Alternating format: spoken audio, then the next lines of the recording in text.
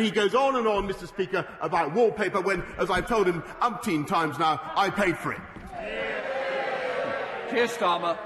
Mr. Speaker, can I remind the Prime Minister of the Nolan Principles, which are meant to govern the behaviour of those in public office? They're these: selflessness, integrity, objectivity, accountability, openness, honesty, and leadership. Instead, what do we get from this Prime Minister and this Conservative government? Dodgy contracts, jobs for their mates, and cash for access. And who's at the heart of it? The Prime Minister, Major Sleaze, sitting there.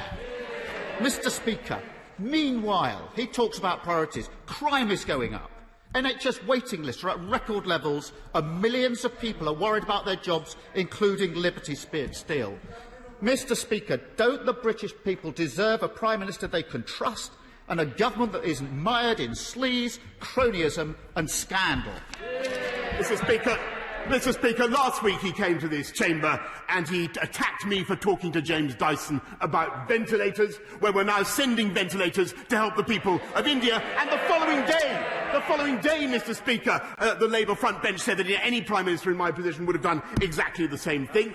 It wasn't only a few months ago that they were actually attacking Kate Bingham, saying she was a crony when she helped to set up the vaccine task force that delivered millions of vaccines for the people of this country, Mr. Speaker, and helping us to get out of the pandemic. This is a government that is getting on with delivering on the people's priorities. We're rolling out many more nurses, 10,000 more nurses in the NHS now than there were this time last year, 8,771 more police officers on our streets now than there were when I was elected, including tougher sentences, Mr. Speaker, for serious sexual and violent criminals, which he opposed, Mr. Speaker. We're getting on. And by the way, I forgot to mention it. Last night, our friends in the European Union voted to approve our Brexit deal, which he opposed, which enables us not just to take back control of our borders, Mr. Speaker, but to deliver free, which it does, which he fervently opposed, enabling us, amongst other things, to deal with such threats as the European Super League, Mr. Speaker, but it enables us to deliver free ports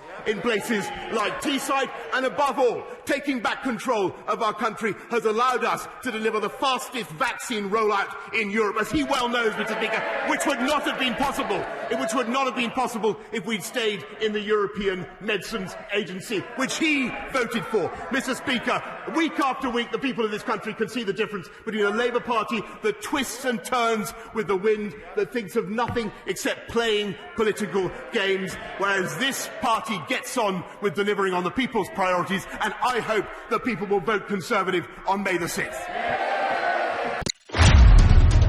Thanks for watching. And don't forget to subscribe to Why Not Talk TV for the latest and the greatest covering UK's topics.